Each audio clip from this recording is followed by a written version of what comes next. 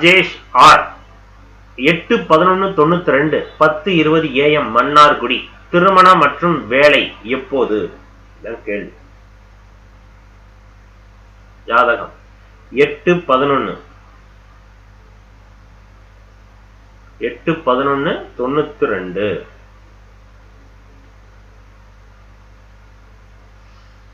என்னாச்சு? 30 வயசாச்சு, வேலைங்கிற பத்தி கேக்குறீங்களே.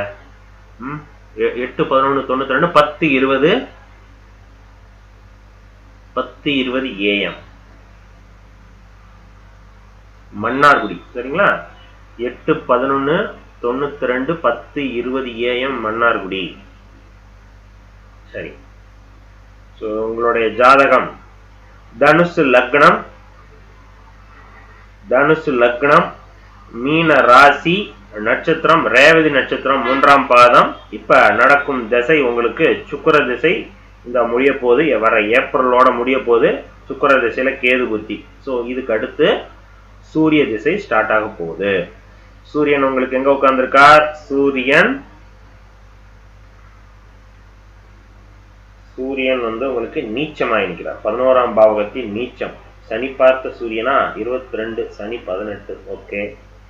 செவ்வாய், எஸ், செவ்வாய் பார்த்த சூரியன். செவ்வாய் 1, பிரச்சனை இல்லை. ரைட். அடுத்தது குரு 12, சனி 18. ஓகே. இங்க சூரியன் நீச்ச பங்கம் ஆகுதா? இல்ல. இது ஒரு தான் நெகட்டிவ். சூரியன் பெருசா பலம் இல்ல. ஆனா சுக்கிரனுடைய வீட்டுல உட்கார்ந்துருக்கார். சூரிய திசை என்ன பண்ண போகுது? சூரியன் குருசாரம். அவ்வளவுதான் சார், முடிஞ்சிச்சு. சரிங்களா? சூரியன் குருசாரம் வாங்கி நிக்குது. ஸோ இது கண்டிப்பாக உங்களுக்கு நன்மையை கொடுக்கும். ஓகேவா? ரைட். ஸோ ராஜேஷ் ஆர் உங்களுடைய ஜாதகம் ஸ்கிரீன்ல வரும் பாருங்க. மீனராசி என்ன நட்சத்திரம்? ரேவதி 3. ஓகே. ஜாதகம் ஸ்கிரீன்ல வரும் பாருங்க சார். சரிங்களா? ஸோ இதான் சார் உங்களுடைய ஜாதகம். ராஜேஷ் ஆர், தனுசு லக்னம், மீன ராசி, உத்திரட்டாதி நட்சத்திரம், ரேவதி நட்சத்திரம். இப்ப நடக்கும் திசைன்னு பாத்தீங்கன்னா சுக்கிர திசை போயிட்டு இருக்குது. சுக்கிரன் உங்களுக்கு 12ஆம் பாவகத்தில் அமர்ந்து, ஓகேவா? ஸோ 12ஆம் பாவகத்தில் இருந்து தன்னோட வீட்டை தானே பார்க்கிறார் அப்படின்னு எடுத்துக்கலாம். ஸோ அதனால சுக்கிரன் 29 டிகிரி ராகுவோட வேற நெருங்கிட்டார். ஓரளவுக்கு ஓகேங்க. இருந்தாலும் சுக்கிரன் பெருசாலும் நன்மை கொடுக்கல. பாருங்க, சுக்கிரனும் 29, ராகுவும் 29. இப்ப கேதுவோட புத்தி போகுது. இந்த கேது புத்தி உங்களுக்கு வேலை வாய்ப்பு அமைப்பை கொடுக்கணும். கரெக்டா ஏப்ரலோட முடியுது. சரிங்களா? ஏன்னா 6ஆம் பாவகத்தினுடைய தொடர்பு வந்துச்சுன்னா வேலை வாய்ப்பையும் கொடுக்கணும். இப்ப 6ஆம் பாவகத்து குருவினுடைய பார்வையும் இருக்குது. ஸோ அதனால வேலை வாய்ப்பு அமைப்பு உண்டு. ஆனா 6ஆம் பாவகாதிபதி இந்த ஜாதகத்துக்கு நண்பரா எதிரியா? எதிரிங்கிற கேட்டகரியில நிக்குது. ஸோ அதனால பெருசா பலம் இல்லை. ஓகேவா? ஸோ அதனால கொஞ்சம் பொறுங்க. இதுக்கு முன்னாடி உங்களுக்கு 2020ல இருந்து வேலை இருந்துச்சுன்னா வேலை இழப்பு அப்படிங்கிற அமைப்புக்கு தான் போகுது. திருமணம் ஆகியிருந்தா திருமணத்துல பிரச்சனை அப்படிங்கிற அமைப்பு தான் காட்டுது. பொருளாதாரம் வீண் செலவு அப்படிங்கிற அமைப்பு தான் காட்டி இருக்குது. உடல் ஆரோக்கியம் கெடுதல் அப்படிங்கிற அமைப்பு தான் காட்டி இருக்குது. கை கால் அடி வாங்குறது, கண்ணுல பிரச்சனை கொடுக்கறது, இது போன்ற அமைப்புகள் தான் கோச்சார கிரகங்கள் உங்களுக்கு பண்ணி இருக்குது. அதனால கல்யாணம் பண்ணாம இருந்ததே ஓரளவுக்கு பெட்டர் அப்படின்னு எடுத்துங்க. சரி, இப்ப வேலை, ஃபர்ஸ்ட் வேலைக்கு போயிடலாமே.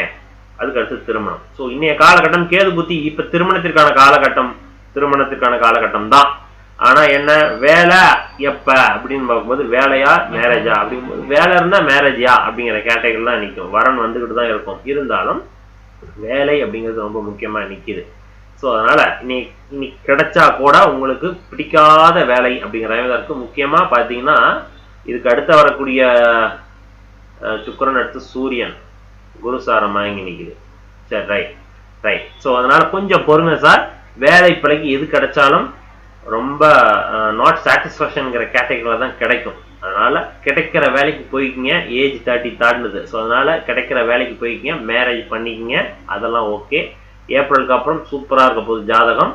சூரிய திசை ஸ்டார்ட் ஆக போகுது. சுக்கிர திசை தாண்டி சூரிய திசை. சூரியன் இந்த ஜாதகத்துக்கு எந்தெந்த கிரகம் சார் நன்மை தரும்? சூரியன், சந்திரன், செவ்வாய், குரு. அவ்வளவுதான்.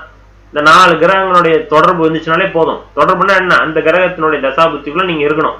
இருந்துச்சுன்னா படா ஃப்ரீயா நான் பிரீத்திங் பண்றேன் அப்படிங்கிற கேட்டகரி நீங்க தள்ளப்பட்டுருவீங்க நீங்க. ஸோ அதனால சூரிய திசை இந்த ஏப்ரல்ல இருந்து ஸ்டார்ட் ஆக போகுது. கொஞ்சம் பொறுங்க. இவ்வளவு பொறுத்துட்டீங்க, இன்னும் 2 மாசம் பொறுக்க மாட்டீங்களா? ஸோ ஏப்ரல்ல இருந்து சூரிய திசை ஸ்டார்ட் ஆகும். சூரியன் நீச்சம் ஆயிடுச்சு, அதை பத்தி நீங்க கவலைப்படாதீங்க சார். சூரியன் வாங்கின சாரம் சூப்பர்.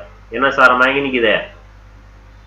குருவினுடைய விசாக நட்சத்திரம் லக்னாதிபதியினுடைய நட்சத்திரத்துல உட்கார்ந்து நிக்குது. அதனால அந்த லக்னாதிபதி நட்சத்திரம் சாரமாகின சூரிய திசை கண்டிப்பாக உங்களுக்கு பொருள் சேர்க்கை கொடுக்கும். 10ஆம் பாவகாதிபதி தொழில் சம்பந்தமாகவோ இல்ல ஒரு கண்டிப்பாக ஒரு வருமானத்தை பண்ண வச்சிரும் அந்த குரு திசை. சரி, குரு சாரமாகின சூரிய திசை. ஓகேவா? ஸோ கன்ஃபார்மா வேலை வாய்ப்பு உண்டு. சூரியன் குரு சாரம் வாங்கி நிற்கும் போது திருமணம் அப்படிங்கிற அமைப்பு கொடுக்குமா அப்படின்னா, குரு உங்களுக்கு புதனுடைய வீட்டுல உட்கார்ந்து இருக்கார், பரிவர்த்தனை எதுவும் இல்லை.